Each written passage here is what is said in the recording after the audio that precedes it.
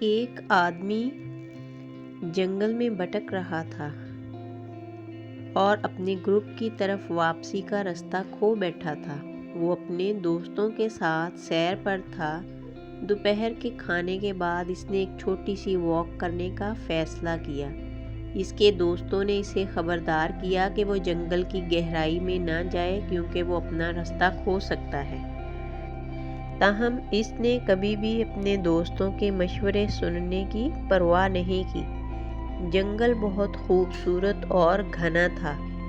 تنبیہ کے باوجود وہ جنگل میں گم ہو گیا۔ چند منٹوں کے بعد جب وہ واپس مڑا تو راستہ دکھائے بغیر اسے گھنے درختوں کے سوا کچھ نظر نہ آیا۔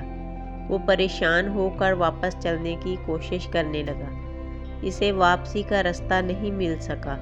اچانک اسے ایک ہلکی گرجتی ہوئی آواز سنائی دی۔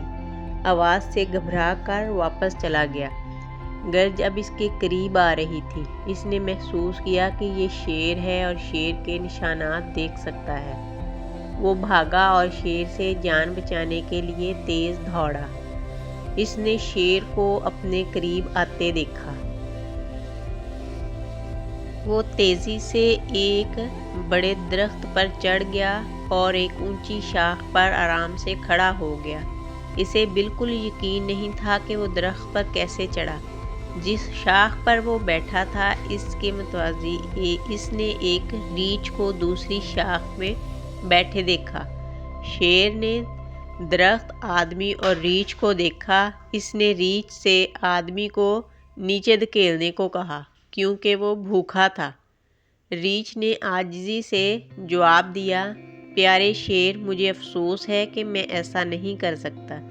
یہ میرا درخت ہے، میری پناہ گاہ ہے۔ وہ اپنی جان بچانے کے لیے میرے پاس آیا۔ میں اسے مرنے نہیں دے سکتا اور اسے کبھی گرنے نہیں دوں گا۔ یہ سن کر آدمی کو خوشی ہوئی۔ شیر کچھ دیر خاموش رہا۔ اس نے پھر آدمی سے پوچھا، ارے ریچھ کو نیچے دھکیل دو، میں تمہیں چھوڑ دوں گا۔ آدمی نے ایک منٹ بھی سوچے بغیر ریچھ کو دھکیلنے کی کوشش کی۔ تاہم ریچھ اتنا ہوشیار تھا کہ اس نے دوسری شاخ سے لٹک گیا اور آرام سے بیٹھ گیا۔ شیر ان پر ہنسا اور وہاں سے چلا گیا۔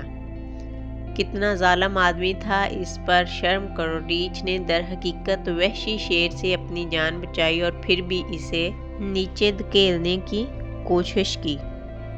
ریچھ بنیں اور کسی ایسے شخص کی مدد کریں جسے آپ کی ضرورت ہے۔ اس آدمی کی طرح نہ بنو جس نے ریچھ کو دھوکہ دیا۔